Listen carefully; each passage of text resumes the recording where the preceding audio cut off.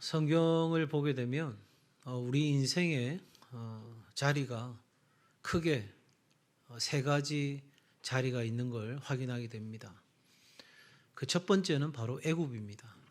그리고 두 번째는 광야고요. 그리고 세 번째는 가나안입니다. 여러분은 혹시 지금 애굽 그리고 광야, 가나안 이 세 곳 중에서 현재 2024년을 새로 시작한 이 새해에 어느 자리에 어느 곳에 여러분은 있는 것 같으십니까? 이 세 곳은 어떤 외적인 장소, 그러니까 내가 겉으로 드러난 내 삶의 형편 이걸 이야기하기보다는 우리 내면의 세계를 비유하는 겁니다. 그러니 적어도 내 마음자리가 지금 애굽에 있는지 아니면 광야에 있는지 가나안에 있는지 우리 자신을 좀 점검해 봐야 되는 거죠. 만약에 지금 내 마음자리가 애굽에 있다. 그럼 어떻게 해야 될까요? 어떻게 해야 될까요? 출애굽해야죠. 어떻게든 탈출해야 됩니다. 생각해 보세요. 귀신 들린 아이처럼 내가 뭔가에 사로잡혀 있고 내가 억눌리고 내가 고통당하고 내가 있어야 될 그 삶의 자리가 아닌데 하나님은 나 안에 재앙이 아니라 평안을 주시는데 나는 재앙의 자리에 내 마음이 완전히 박살이 난 자리에 있다면 우리는 어떤 삶이 우리 앞에 놓여 있을지라도 광야로 나아가는 결정이 우리 가운데 있어야 되는 거예요. 그건 더 말할 필요가 없는 거죠. 오늘 이 밤에 혹시 마음자리가 애굽에 있다고 여겨지시는 분들은 이 밤에 예수님 만남으로 탈출하는 은혜가 있길 바랍니다. 자, 그런데 문제는 광야입니다. 광야의 삶이란 우리 내면의 삶의 자리가 광야라는 것은 의지할 곳이 없고 외롭고 공허한 심지어 두렵기까지 한 바로 그 마음을 이야기하는 거예요. 지금 내 마음 자리가 염려, 근심, 걱정, 불안, 두려움 뭐 하나 내가 의지할 데도 없고 너무 외롭고 고독하게 그냥 홀로 그렇게 버티고 견디고 살아가는 것 같다면 현재 우리가 광야의 마음자리에 있는 거죠. 누구도 신뢰할 수 없습니다. 기댈 곳도 없고요. 피할 곳도 없습니다. 그저 있는 그대로 다 노출되어 있습니다. 어디 숨어 들어갈 데도 없어요. 감출 수도 없어요. 늘 생명의 위협을 느끼며 살아가는 거죠. 언제 뭐가 나타날지 모르니까요. 언제 무슨 기상이변으로 내 삶 앞에 내가 감당할 수 없는 일이 펼쳐질지 모르는 그 광야 말입니다. 그런데 여러분 이 광야 왜 그 삶의 자리에 우리가 있는 거예요? 광야가 목적입니까? 아니죠. 어디로 가기 위해서? 그렇습니다. 애굽을 벗어나서 광야로 들어오는 거는요. 가나안을 가기 위한 거예요. 여러분 광야 없이 애굽에서 바로 가나안 갔으면 좋겠는데 그럴 일은 없어요. 왜냐하면 하나님이 우리를 위해서 준비하신 이 가나안은 우리가 훈련되지 않으면 우리가 준비되지 않으면 들어가도 누릴 수가 없는 거예요. 그래서 우리 삶에는 이 애굽을 벗어난 삶에 찾아오는 이 광야를 잘 통과해야만 광야를 잘 지나가야만 우리는 목적한 곳에 하나님이 우리를 이끄시고자 하시는 그 완전한 하나님 보시기에 우리에게 약속하신 그 가나안이 우리에게 찾아오는 거죠. 자, 그러면 지금 나는 내 마음자리가 광야인데 어떻게 그러면 가나안으로 나아갈 수 있을까? 오늘 한 사람을 통해서 이 한 사람의 삶을 통해서 우리 삶이 어떻게 가나안으로 나아가게 될지 생각해 보고자 합니다. 오늘 본문은 우리가 너무 잘 아는 삭개오 이야기입니다. 근데 이 삭개오 이야기 전에 어떤 내용이 있냐면 여러분 18장 35절부터 보면 여리고에 가까이 가셨을 때 한 맹인이 길가에 앉아 구걸하다가 앞을 못 보는 시각장애인이 구걸하던 장면에서 그 시각장애인을 고치시는 예수님의 기적이 일어났습니다. 그 뒤에 나오는 이야기입니다. 참 아이러니하게도 구걸하고 그래서 시각장애인으로 앞을 못 보던 그 사람의 이야기를 다루고 난 뒤에 구걸하지 않아도 되는 부자요, 불편할 게 없는 그러나 사람들에게 악하다고 그 사람 정말 못됐다고 그 사람 정말 무섭다고 이렇게 알려지는 세리장 삭개오를 만나시는 예수님을 보게 됩니다. 자, 여러분, 정의롭지 못한 사회입니다. 지금 지배를 받고 있는 상황이고요. 그들을 지배하고 있는 사람들의 입장에 서서 어떤 것들을 갈취해가는 그런 사람을 바라보는 그 백성들의 시선은 어떨까요? 여러분, 정의롭지 못한 사회에 살고 있는 많은 사람들은요, 돈과 지위와 권력에 대해서 굉장히 민감합니다. 도대체 그 사람 돈 어떻게 번 거야? 야, 거기까지 어떻게 올라간 거지? 저런 힘은 누가 준 거야? 여러분, 평등한 사회, 공평한 사회, 누가 보더라도 그것이 정당한 사회에서는 그게 문제될 게 없는데, 정의롭지 못한 구조적인 사회 구조적인 악이 있는 상황에서 어떤 사람이 돈을 많이 가졌다, 남들보다 더 높은 자리에 있다, 더 많은 힘을 발휘하고 있다, 그럼 우리는 당연히 의구심을 갖는 거죠. 도대체 어떻게 해서 그렇게 된 것인가? 재력가나 높은 지위에 있는 사람들을 우리는 한편 부러워하면서 한편으로는 끊임없이 의심하죠. 뭔가 구린데가 있을 거야. 뭔가 나쁜 짓을 했을 거야. 뭔가 틀림없이 뒤에서 꿍꿍이 있었을 거야. 우리는 그렇게 짐작합니다. 자, 그러면 여러분, 과연 이런 사람도 하나님의 사람이 될 수 있을까? 이런 사람도 과연 구원받을 수 있을까? 여러분, 어떻게 생각하십니까? 하나님 앞에서 구걸하던 시각장애인도, 부자이면서도 사람들에게 손가락질 받는 이 삭개오도, 그의 신분이나 그의 어떤 가진 것, 그의 어떤 외적인 조건이 하나님이 찾아오지 못할 조건은 없다는 사실이죠. 이게 놀라운 거예요. 왜입니까? 나는 이 사람보다는 낫겠지. 나는 저 사람보다는 괜찮겠지. 그런데 여러분, 내 안에는 더 추하고 더러운 게 있을 수 있어요.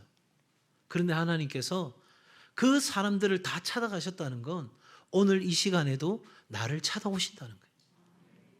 이게 복음인 거죠. 제가 말씀드렸잖아요. 우리가 사다리 놓고 올라갈 수가 없다니까요. 내가 열심히 노력해가지고, 내가 선하게 살아가지고, 내가 괜찮게 살아가지고 그 하나님 있는 곳까지 사다리 놓고 올라갈 수가 없어요. 도무지 가능성이 없는 거예요. 내가 어떻게 선하게 산다 할지라도 하나님의 선에는 못 미치거든요. 그런데 하나님이 우리를 찾아오신 거예요.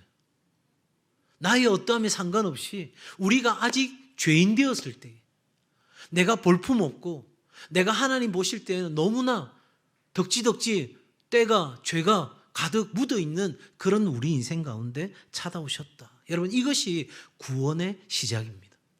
그래서 우리는 뭐로 구원받았다고 고백합니까? 은혜로 구원받았다. 은혜가 뭐예요? 갚을 능력도 받을 자격도 없는 우리에게 베풀어 주신 하나님의 사랑이 은혜잖아요. 그러니까 오늘 이 시간 바로 이렇게 시각장애인 구걸하던 그 사람에게 찾아가셨던 하나님, 이제 부자이지만 사람들에게 손가락질 받는 이 삭개오도 찾아오셨다. 다시 말하면 우리 모두를 찾아오시는 예수님이시다. 자, 그러면 이 삭개오를 통해서 우리가 지금 광야의 삶에서 어떻게 가나안의 삶으로 갈 거냐를 생각해 보자고 했지 않습니까? 그러면 지금 이 삭개오의 삶의 자리가 어떤지를 우리 한번 체크를 해봐야 될 필요가 있겠죠. 여러분, 삭개오는 유대인입니다. 그런데 유대인으로 취급받지 못하고 있습니다. 동족으로부터 멸시받는 세리입니다. 그도 그럴 것이, 여러분, 로마인들은 여러 이유로 현지인들을 세금을 거둬들이는 대행자로 세웠습니다. 무슨 말이냐면, 이 세리들은 어떻게 하냐면, 만약에 예를 들어서 500만 원을 거둬야 된다면 이 로마에 500만 원을 자기가 먼저 내고 그 다음부터는 사람들에게 얼마를 거두든지 상관이 없어요. 그러면 자, 여러분에게 묻습니다. 여러분이 세리라고 합시다. 500만 원 로마에다 갖다 바쳤어요. 여러분은 세금을 얼마를 거두시겠어요? 마음에는 막 숫자가 막 올라오는데 겉으로 그거만 했다가는 왠지 나도 지금 세리장이 될 것 같아서 말 못 하시겠죠. 예. 아니, 누가 바보가 500만 원 갖다 주고 내가 그 수고에 500만 원만 챙기겠어요? 당연히 배를 남기든 뭐 몇 배를 남기든 막. 예, 갑자기 돈 이야기하니까 눈이 번쩍번쩍하고. 예. 여러분, 그러니까 그 동족 입장에서 보면 이 세리는 진짜 나쁜 놈들인 거예요. 저거 살겠다고 동족한테 이렇게 못 살게 굴 수 있나? 그러니까 그 중에서도 세리장인 거예요. 대빵인 거예요. 그러면 얼마나 악착같이 벌었겠어요. 얼마나 그 자리에 올라가기까지 사람들을 괴롭히고 그렇게 했겠어요. 적어도 앞서 말씀드린 것처럼 불의한 사회 구조에서, 부조리한 사회 구조 틀 안에서 내가 어느 자리에 올랐다는 것은 불의한 일에 개입되어 있다는 것을 당연히 의미하는 거 아니겠어요? 아니, 생각해 보세요. 여러분, 일제 압박 가운데 앞제 우리가 눌려 있는데 거기서 갑자기 막 일본인들하고 웃으면서 노래 부르고 막 떵떵거리면서 산다면 여러분, 야, 저 사람 정말 노력해가지고 저래 됐구나 생각할 사람 누가 있겠어요? 전부 다 저 나라 팔아먹은 놈 이래 되지 않겠어요? 당연한 거죠. 삭개오는 그런 입장인 거예요. 그러니까 유대인들에게 있어서는 가장 악랄한 사람으로 꼽히던 사람이 바로 삭개오입니다. 이런 사람도 하나님 나라 백성이 될 수 있을까? 아까 제가 먼저 답을 드렸어요. 될 수 있을까? 될 수 있다.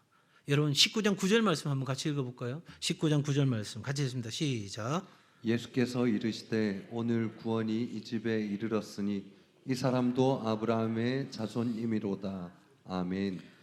예수님은 정말 기가 차잖아요. 어떤 게 기가 차냐면 이 삭개오의 정체성에서 나는 아브라함의 자손일까? 유대인들은 이야기했을 거 아니에요. 너는 아브라함 자손이 아니야.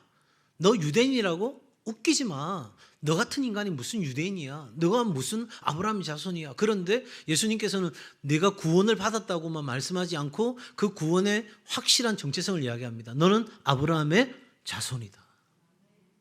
예, 우리에게도 말씀하시는 거예요. 내가 구원받았을까? 내가 하나님의 자녀일까? 근데 하나님은 영접하는 자, 곧 그 이름을 믿는 자들에게는 하나님의 자녀가 되는 권세를 주셨어. 너는 구원받았을 뿐만 아니라 너는 나의 자녀다.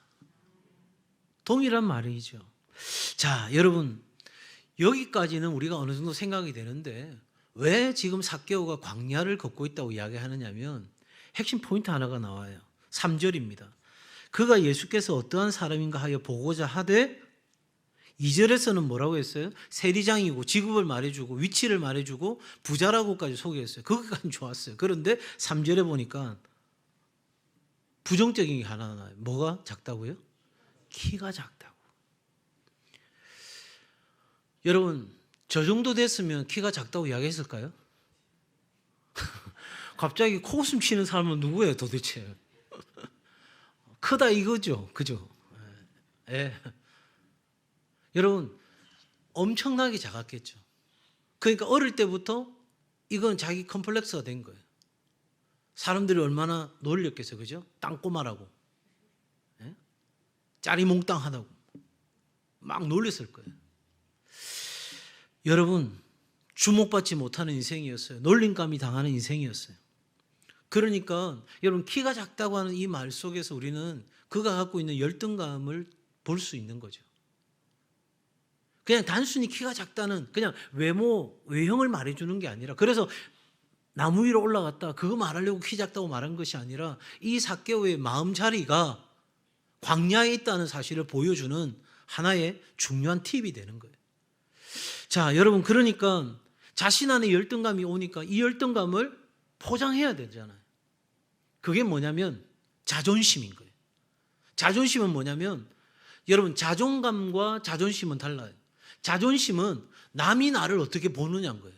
근데 자존감은 남이 상관없어요. 내가 나를 어떻게 생각하는 거예요. 그래서 건강한 인생은 이 자존감이 높은 사람들인 거예요. 여러분, 자존심이 높아서 건강한 사람은 없어요. 그러니까 다른 사람들이 나를 어떻게 보느냐 생각하니까 이 열등감을 포장해야 되잖아요. 근데 키가 갑자기 커지진 않잖아요. 그죠?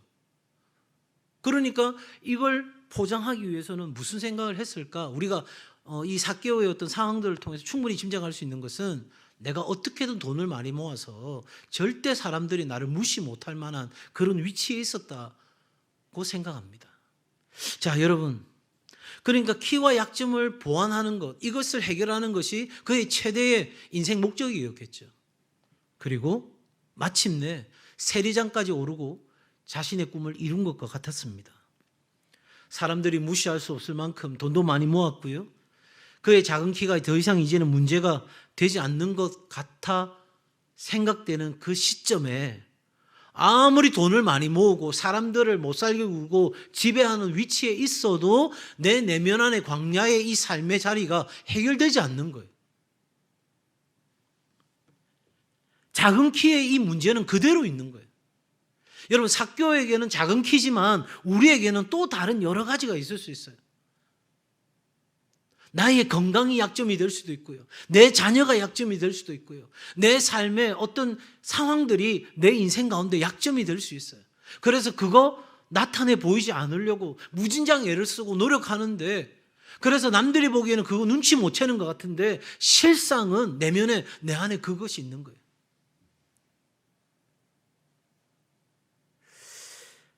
여러분, 사람들의 계속적인 수군거림이 있죠. 그러니까 이 자존심, 남들이 나를 어떻게 보느냐, 이 부분을 해결하기 위해서 노력했던 삭개오 입장에서는 계속 마음이 불편한 거예요. 여러분, 옛말에 이런 말 있잖아요. 천인소지며 무병이사라.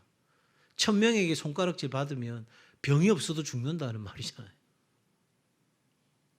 그러니까 굉장히 우리가 사람의 이름값 하며 산다는 것이 굉장히 중요한 거죠. 나이값 하면서. 나이 50이면 뭐라고 그래요? 지천명이라고 해요. 하늘의 뜻을 알고 쫓아가는 나이가 50이라는 거예요. 그래 보면 저는 참 부끄럽다는 생각은 들어요. 사랑하는 여러분, 광야를 여전히 지내고 있는 거예요. 그 광야를 가나안처럼 포장해서 많이 쌓았지만 여전히 내 내면 안의 공허함은 해결되지 않는 상황인 거예요. 답답하고 혼란스러울 것이에요.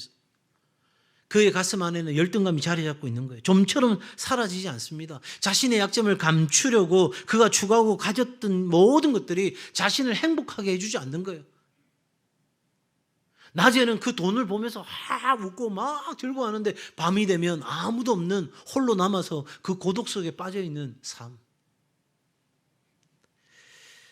그러던 어느 날이에요. 그러던 어느 날, 이게 내 인생의 전부구나. 더 이상 나는 나아질 수도 없고, 이 메마른 광야에서 누구 하나 나를 위로해 줄 사람도 없고, 나를 이해해 줄 사람도 없고, 내가 그토록 나를 포장하고 살았지만 이것은 나를 행복하게 해줄 수 있는 것이 아니구나 깨닫는 어느 순간, 더 이상 내가 이 껍데기 같은 인생을 살고 싶지 않다는 생각을 삭개오가 한 것 같습니다. 왜요? 예수님을 만나기 위해서 그가 결정한 어떤 일들은 충분히 그 앞에 그 삶이, 그 마음의 광야가 불편했다는 사실을 우리에게 단정적으로 보여주는 이야기거든요. 목마른 삶이 아닌, 그래서 더 많이 가져야 돼. 내가 더 많이 가져야 돼. 더 높은 자리에서 더 많은 사람을 지배해야 돼. 그래서 나를 더 무시하지 못하도록 나는 그렇게 살아야 돼. 그렇게 하면 할수록 공허해지던 그 삶에 더 이상 내가 이렇게 살고 싶지는 않아. 내가 이렇게 목마른 인생 가운데 여전히 머물고 있고 싶지는 않아. 그런 생각을 하게 됩니다. 여러분, 이게 중요한 거예요. 왜? 그러한 자각이 일어나는 순간부터 구원의 역사가 시작이 되는 거예요. 내가 여전히 거두들이는 그 세금으로 얻는 그 물질, 내가 그것으로 인하여 오른 위치, 능력, 힘, 여기에만 매몰되어 있다면 우리는 절대 그 광야에서 벗어날 수가 없어요. 자, 그러니까 이 광야의 삶을 벗어나서 가나안으로 들어가려면 첫 번째, 한번 따라합시다. 내가 무엇을 잃어버렸는지 알아야 합니다. 하나님이 우리에게 부여해 주신 무언가를 내가 잃어버렸다는 사실을 자각해야 된다는 거예요. 하나님은 나에게 가나안의 삶을 주시기를 원하셨지. 그런데 내가 애굽에 살았고 이 애굽에서 벗어났지만 여전히 내가 광야의 삶에 머물러 있다고 하는 이 자각이 우리 가운데 있어야 이 광야의 삶을 극복하는 인생이 시작이 될 수 있다는 거죠. 여러분, 이건 우리의 어떤 노력으로 출발되는 것이 아닐 수 있어요. 어느 순간 갑자기 마음에 동요가 일어나는 거예요. 이래 살면 안 되겠다. 그러니 여러분, 하나님 말씀 듣는 자리가 내게 중요한 거예요. 왜요? 나는 몰라요. 나는 나중심적인 삶을 살기 때문에 몰라요. 그런데 어느 날 하나님의 말씀의 빛이 나한테 딱 비치는 순간 내 삶을 객관적으로 볼 수 있는, 하나님의 말씀의 빛으로 내 삶을 진단할 수 있는 그 상황이 딱 생기는 순간 우리는 깨달아지는 거예요. 아차, 내 인생의 문제가 이거였구나. 나는 그렇게 붙잡고 살고 싶었는데, 그거 내가 놓으면 죽는 줄 알았는데, 그거 내가 잡고 있는 게 내가 잘못된 인생이구나. 이제까지 붙잡고 있던 가치관, 소중하게 여겼던 것들, 자기를 지켜주고 세워준다고 믿었던 모든 것들이 다 의미 없어 보여지는 순간이 찾아오는 거예요. 여태까지 열심히 달려왔는데, 산다고 살았는데 마치 그 길이 뚝 끊긴 것 같은, 내가 어디로 가야 될지, 내가 어디에 서야 될지 정말 아이들 말로 대략 난감한 상황이 우리 앞에 놓이게 되는 거예요.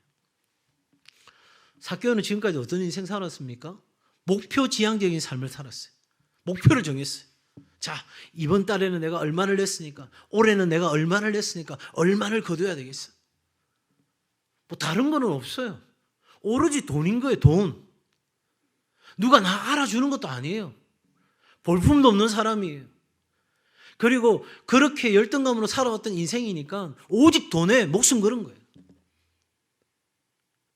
왜 제가 삭개오를 이야기하냐면, 오늘 이 시대가 돈 하잖아요. 어린아이부터 어린이까지 다 돈 하잖아요. 그래서 부자 이야기 지금 하고 있는 거예요. 여러분, 오로지 돈인 거예요. 그 목표를 향해 살아왔는데, 여러분, 그 목표를 이루면 내 열등감도 약점도 다 해결될 수 있을 거라고, 내가 광야에서 벗어나서 가나안에 들어가서 그 축복을 나는 마음껏 누릴 수 있을 거라고 생각했지만 늘 언제나 원점인 거예요. 이만큼 벌었어요? 더 많이 벌었어요? 더 넓은 집으로 갔어요? 더 좋은 차를 몰아요? 그런데 여러분, 새거 냄새는 오래 안 가는 거예요. 열등감은 그대로 존재하고 그가 추구했던 모든 것들은 오히려 무거운 짐이 되어서 돌아오는 삶인 거예요. 이 삭개오가 광야의 삶 한복판에서 괴로워하고 있을 때 누가 찾아오신 거예요? 우리 주님이 찾아오신 거예요. 그리고 우리 주님이 찾아오시는 그 순간 내가 뭘 잃어버렸는지 깨닫게 되는 거예요. 그 전까지는 그냥 복잡한 거예요. 그냥 내가 추구하던 인생, 내 눈에 보이는 그것만이 전부라고 생각하고 막 달려왔는데, 그 순간에 내가 뭔가 공허하고 아니라고 생각되는 그 순간에 우리 주님이 딱 찾아오시는 순간 내가 잃어버린 것이 무엇인지를 알게 된 거예요. 한번 따라 합시다. 주님의 음성에 응답하는 용기를 가져야 합니다. 왜냐하면 지금까지 삭개오는 감추고 싶었잖아요. 키가 작은 내 열등감, 내 안에 있는 약점, 내 안에 있는 부족함, 그거 막 감추고 싶잖아요. 그런데 여러분, 방금 말씀드렸잖아요. 주님이 나에게 찾아오시는 순간 내가 무엇을 잃어버렸는지를 깨닫게 된다고요. 그러니까 어떤 상황이 생기냐면, 주님이 나를 찾아오는 순간 내 약점 그대로가 발가벗겨지는 거예요. 드러나는 거예요. 그러니까 이 상황에서는 뭐가 필요하냐면 용기가 필요한 거예요. 자, 여러분, 세리장입니다. 이 사람이 나무 위로 올라갔어요. 그러면 사람들이 볼 때 그냥 가만히 있을까요? 전부 다 하나같이 다 수근거리겠죠. 야, 저 키 작은 삭개오 봐. 야, 나무 위로 올라갔어, 나무 위로. 아이고, 돈 거둘 때는 막 눈이 시뻘겋더니, 어이구, 저 조만한 인간이 저 올라가서 막, 사람들 다 그런 이야기 하지 않겠어요? 그런데 여러분, 어떤 각오가 섰으니까 올라간 거예요? 비웃으면 비웃어라. 나는 지금 누구를? 예수님을 만나고 봐야 되겠다. 여러분, 그렇게 올라갔던 그 나무에서 예수님과 눈이 딱 마주쳤네요. 한순간에 낸 용기, 나를 자각하고 내가 어떤 삶을 살고 있는지, 그래서 내가 뭘 잃어버렸는지 내가 그걸 직면할 수 있는 용기를 갖는 순간 여러분 놀라운 결과가 찾아온 거예요. 근데 많은 사람들이 이런 용기를 안 내요. 나 괜찮다. 나 아무 일 없어. 다 괜찮아. 여러분 사람 앞에서는 그럴지 몰라도 우리 하나님 앞에서는 정직하게 나가셔야 돼요. 오늘 이 밤에 여러분 우리 같이 기도할 때 정말 찬양하고 기도할 때 하나님 앞에 정직하게 있는 그대로 여러분을 직면하는 은혜가 있길 바랍니다. 아, 내가 믿음을 잃어버렸구나. 솔직해지자고요. 나 옛날에는 믿음이 있었는데 그래서 그 믿음 있는 것처럼 지금 살아가는데 그래서 사람들한테 믿음 있는 것처럼 포장하고 살아가는데 실상은 나 믿음이 없는 거예요. 여러분 믿음이 온데간데 없어요. 기도하는 척 하지만 사실 나 기도 안 해요. 나 교회 일 정말 주를 위해 하는 것 같지만 사실은 내가 인정받고 싶어 하는 거예요. 여러분 우리는 많은 걸 잃어버린 거예요. 삭개오는 주님 만나는 순간 자신을 똑바로 볼 수 있는 눈을 갖게 된 거죠. 잃어버린 자아를 되찾게 됩니다. 울고 있는 나를 발견한 거예요. 여전히 어릴 때부터 손가락질 받고 있던 키 작은 삭개오 자신을 발견하게 된 거예요.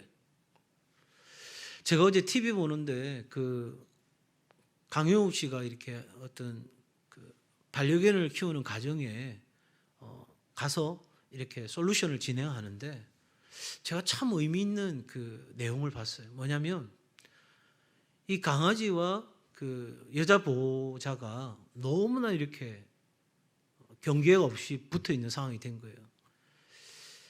그게 이제 이 강효욱 씨가 그런 이야기를 하는 거예요. 이제 강아지가 수컷인데 이제 누나라고 부르면서 이 여자분이 지금 결혼했는데 여자분이 우울증을 심각하게 앓게 될 때 이 반려견을 이제 가정에 입양을 한 거예요. 그러면서 이 반려견에게 자신의 그 우울한 것들이 다 동일시하게 된 거예요. 그러니까 이 강아지를 돌보고 챙기는 것이 그 나를 챙기는 것이 돼버린 거죠. 그러니까 완전히 밀착 상태가 돼버린 거예요. 그런데 그 강효욱 씨가 그러는 거예요. 그 여자분의 이름을 부르면서 그 강아지에게 그 이름을 부르면서 내가 너를 이제 보낸다. 그러니까 동일시했던 그 우울했던 감정 속에서 투영되어져서 그렇게 안고 있던 그 강아지에게 이제는 자기도 건강해져서 이 강아지를 조금은 더 멀리 보낼 수 있는 그 용기와 힘을 갖고 그 솔루션을 진행을 하는 거예요. 여자분이 참 많이 울더라고요. 여러분 이 삭개오가 예수님 만나는 순간 그의 내면 안에 잠자고 있던 그 키 작은 삭개오, 그 볼품 없던 삭개오, 사람들에게 손가락질 받고 사람들에게 조롱당하던 그 삭개오, 그래서 어떻게든 살아보려고 무진장 애를 썼지만 여전히 공허함을 갖고 살아가던 그 삭개오가 예수님 만나는 순간 자아가 눈을 뜬 거예요. 아하, 나는 이런 사람이었구나. 나는 이런 사람이었는데 내가 그거 자꾸 포장하려고 덕지덕지 껍데기를 붙였구나. 그리고 그 껍데기를 벗고 그대로 있는 그대로 자신을 받아들이기 시작한 거예요. 여러분, 이 광야를 벗어나는 가장 중요한 방법은요, 내가 누구인지를 발견하는 거예요. 내가 정말 이 광야를 통해서 내 안에 덕지덕지 붙어있던 껍데기를 벗기는 작업이 우리 가운데 있어야 되는 거예요. 그래서 여러분, 하나님은 우리에게 이 시련이라는 것을 허락하시는 거예요. 내게 허락하신 시련을 통해 그 광야를 지나면서 우리는 그 껍질을 벗기 시작하는 거예요. 그런데 안타까운 건 그 광야로 들어섰음에도 불구하고 그 시련이 내게 하나님이 우리를 껍데기를 벗기시려고 주시는 그 시련 속에 우리는 여전히 이를 악물고 껍데기를 뒤집어 쓰는 사람들이 있어요. 그럼 어떻게 되죠? 여러분, 광야의 생활이 40년으로 길어질 수밖에 없어요. 하나님이 그냥 이쯤 하면 됐다, 적당히 끝내자, 이렇게 하시는 분이 아니시거든요. 적어도 저와 여러분이 무엇을 잃어버렸는지를 발견하고 우리가 주님 앞에 나아가서 그 주님을 만남으로 내 안에 있는 연약함을 있는 그대로 인정할 수 있는 용기를 갖고 하나님 앞에 직면하는 이 저녁이, 그리고 우리의 기도의 자리, 말씀의 자리가 되기를 주의 이름으로 축복합니다. 자, 그렇게 했다면 이제 내가 무엇을 잃어버렸는지를 알고 내가 이제 예수님을 직면할 수 있는 용기를 가졌다면 마지막 단계로 뭐가 필요하냐면, 한번 따라합시다. 내려놓을 것을 내려놓아야 합니다. 그리고 주님과 함께 해야 합니다. 내려놓을 것을 내려놓고 주님과 함께하는 삶을 선택하는 거예요. 보세요. 삭개오는 그 전까지, 그 나무 위로 올라가서 예수님 만나기 전까지는 자기가 살아보겠다고 무진장 애를 썼어요. 자존심으로 살았어요. 그런데 예수님이 나를 찾아오시는 그 순간, 내가 그 예수님 만나기 위해서 그 열정으로 나아갔던 그 순간, 예수님과 딱 마주치는 그 순간에 자기는 내가 누군지를 알고 난 뒤에 내려놓을 것을 내려놓는 용기가 찾아온 거예요. 일생에 걸쳐 모은 재물을 하루아침에 다 내려놓는 결단을 합니다. 여러분, 이게 쉬운 일입니까? 아무도 대답을 안 하시네. 쉬운 문제예요? 아니요. 어려운 문제예요. 아니, 호주머니에서 돈 만 원 내는 거야 뭐 어렵겠어요. 10억이에요. 100억이에요. 홍천 집사님, 100억. 어? 예. 우리 홍 집사님 같으면 낼 수도 있을 텐데. 여러분, 그렇게 갚고 나면, 그렇게 내려놓고 나면 남는 거 하나도 없잖아요. 그런데 삭개오는 그 전에, 주님 만나기 전에 내 열등감을 포장하려고 했던 모든 삶은 나한테 이제 더 이상 의미가 없는 거예요. 그전에는 내 마음은 비워졌어요. 그래서 비워있는 것에 돈으로 채우려고 했는데 그 돈으로 절대 채워지지 않는 그 상황을 깨닫고 공허한 그 삶을 두고 나아갔는데, 주님을 만나는 순간 깨달아지게 된 거죠. 내가 돈으로 채울 수 없었던 이 공허한 가슴이 예수 그리스도로 채워질 수 있다는 게 깨닫는 순간, 내가 그전까지 그렇게 붙잡고 살고 싶었던 모든 것들을 하루아침에 다 내려놓을 수 있는 결정이 우리 가운데 일어나는 거예요. 이게 복음인 거예요. 이게 우리가 만나야 될 예수 그리스도인 거예요. 그래서 예수 그리스도를, 복음을 제대로 만난 사람은 그의 전 인생을 하나님 앞에 거는 거예요. 사랑하는 여러분, 그동안 애써 모은 재산이 다 거들난다고 해도 두려울 것이 없어요. 왜? 주님 만났고 주님과 함께 하니까. 여러분, 천국은 어떤 곳입니까? 밭에 감추인 보화를 사기 위해서, 그 밭을 사기 위해서 내가 가진 모든 것을 다 팔아야죠. 여러분, 내가 가진 모든 것을 다 팔아도 남는 장사인 거예요. 남는 장사인 거예요. 그게 복음이라고요. 그게 예수 그리스도라니까요. 하나님 그리고 돈, 이거 아니고요. 하나님 그리고 먹고 사는 거, 이거 아니고요. 우리 인생에 내가 돈이 없어도, 내가 가진 것이 부족해도 내가 주님으로 꽉 채워진 삶을 살게 되면 내 삶에 평안과 기쁨이 넘치고 감사가 넘치고, 평안과 기쁨과 감사가 내 삶에 넘치면 자신감이 생기고, 자신감이 생기면 뭘 해도 할 수 있다고 하는, 도전할 수 있는 도전의식이 생기고 용기가 생기고, 그 도전과 용기의식이 생기면 나는 무엇이든지 해낼 수 있는 그 자기 효능감과 자신감으로 나는 어떤 일이든 주의 이름으로 도전하는 일들이 일어나면 하나님이 내 삶을 형통케 하시는 일들이 일어나는 거예요.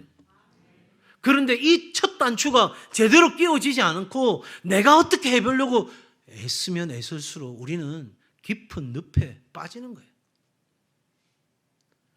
여러분, 그렇게 옆에서 어리석은 충고하는 사람들의 말에 귀 기울이지 마세요. 믿음의 말인 것처럼 하지만 사실은 내가 해야 되는 거, 내가 해내야 되는 거, 그걸로 이야기하는 것에 귀 기울이지 마세요. 죄송하지만 그게 답이 아니거든요. 심지어 여러분, 상담심리, 저도 상담심리를 공부했지만 상담심리는 겉으로 드러난 어떤 현상과 그리고 그 밑에 있는 어떤 부분적인 것만 볼 수 있어요. 그러나 하나님은 우리의 내면 깊은 곳까지, 우리가 부모의 그 사랑 속에서 그 태아가 장성하여서 이 시기 오는 순간까지, 아니 이 세상이 지어지는 그 순간부터 우리 하나님은 정확하게 아시잖아요. 여러분, 광야의 삶을 극복하고 가나안으로 들어가는 시작도 과정도, 그리고 가나안의 삶을 누리는 것도 하나님과 함께 할 때만 가능한 거예요. 목사이기 때문에 이렇게 이야기하는 게 아니고 우리 어른들께는 죄송합니다. 인생 살아보니까 그런 거예요.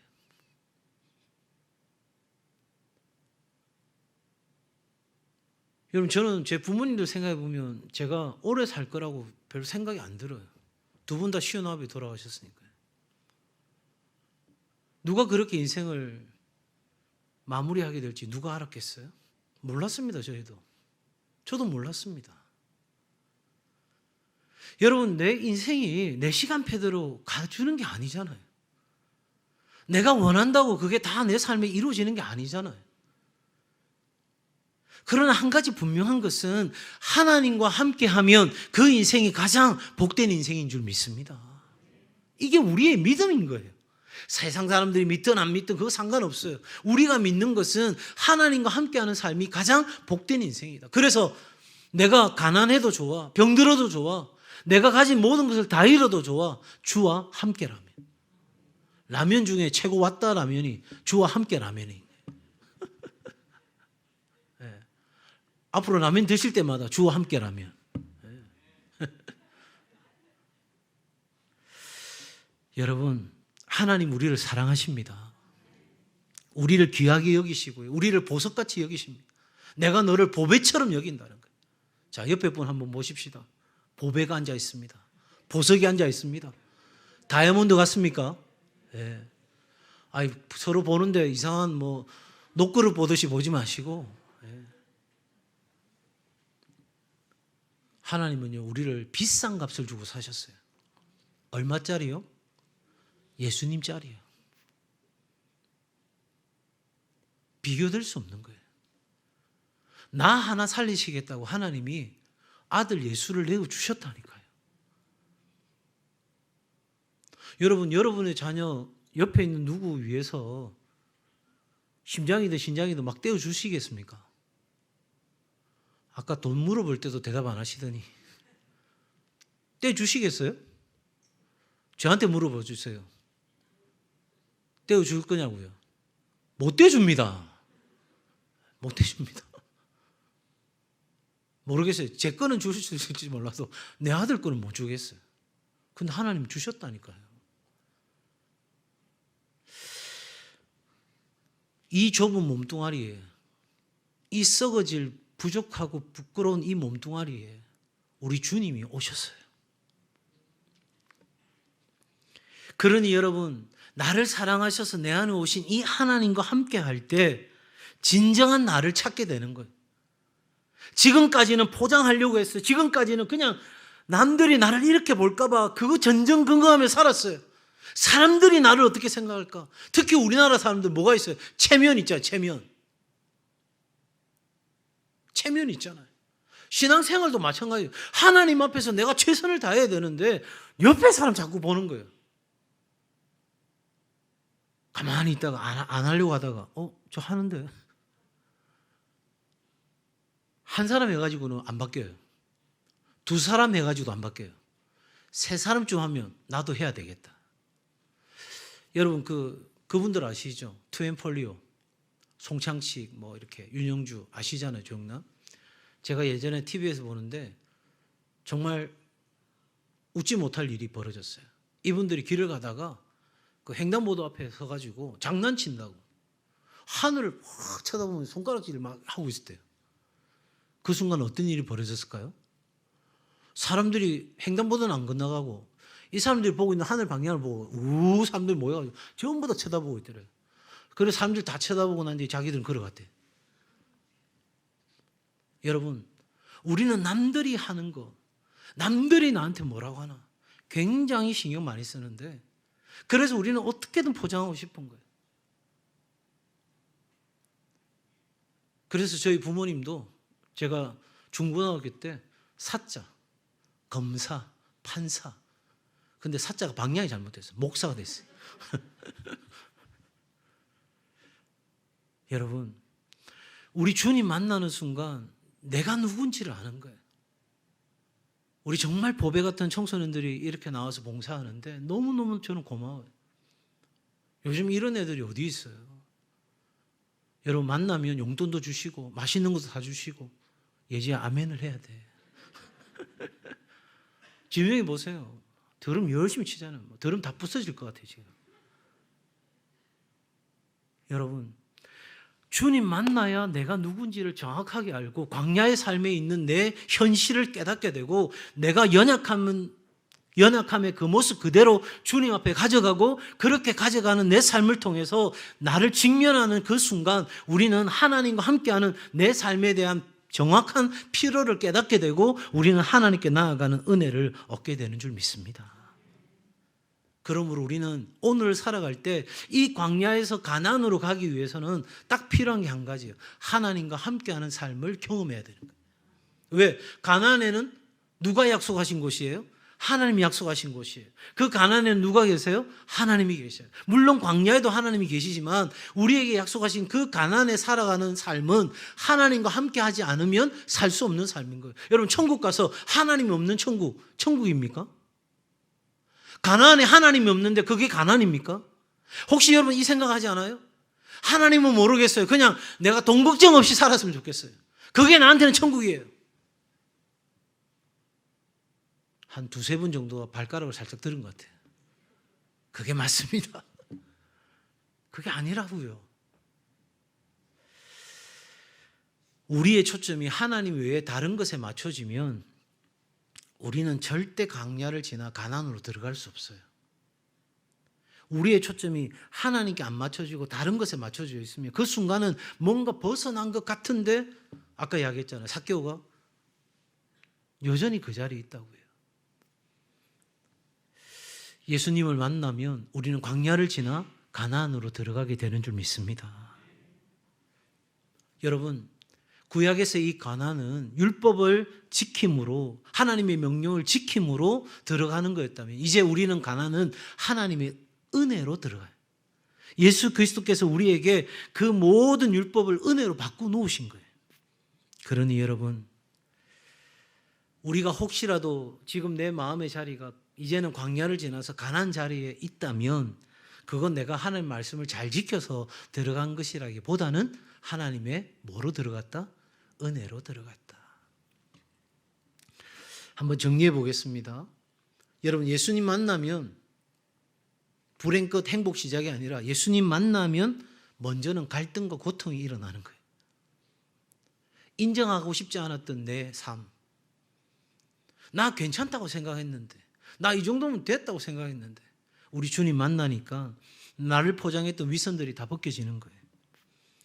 그리고 예수님 만나는 순간 있는 그대로의 내 자신을 인정하게 되는 거예요. 사도 바울처럼 이중적인 내 모습, 내 마음은 원이로다, 내 육신이 약한 내 이 모습 이대로를 인정하는 거예요. 그리고 예수님 만날 때 우리는 진정한 해방감을 누리는 거예요. 감출 필요가 없으니까. 감출 필요가 없으니까. 우리는 무한 경쟁 속에 살아갑니다. 그래서 무슨 척하기를 좋아하죠. 그래서 어쩌면 우리나라에서 그만큼 명품이 잘 팔리고 있는지도 모르겠어요. 이제 우리는 예수님 만났기 때문에 그럴 필요 없어요. 키 작으면 어떻게 하면 돼요? 나무 위로 올라가면 돼요. 재능이 부족합니까? 겸손하게 도움을 요청하면 돼요. 나는 모릅니까? 아는 체 하기보다는 배우면 됩니다. 우리 복잡하게 인생 살 필요가 없는 거예요. 그냥 하나님 앞에서 현실의 나를 인정하고 이 광야의 삶에서 가나안으로 나아가기 위해 하나님 한 분이면 족합니다. 그 생각 가지고 우리의 있는 모습 그대로로 나아갈 때 하나님은 우리를 연약함의 삶의 자리에서 그대로 내버려 두시는 것이 아니라 가나안으로 들어갈 수 있는 완전한 자를 우리를 빚어가시는 하나님이신 것을 믿으시기 바랍니다. 그러니 여러분 예수님을 영접하기만 하면 내 마음에 예수 그리스도를 받아들이기만 하면 우리 안에 가나안이 시작되는 거예요. 그게 진짜인 거예요.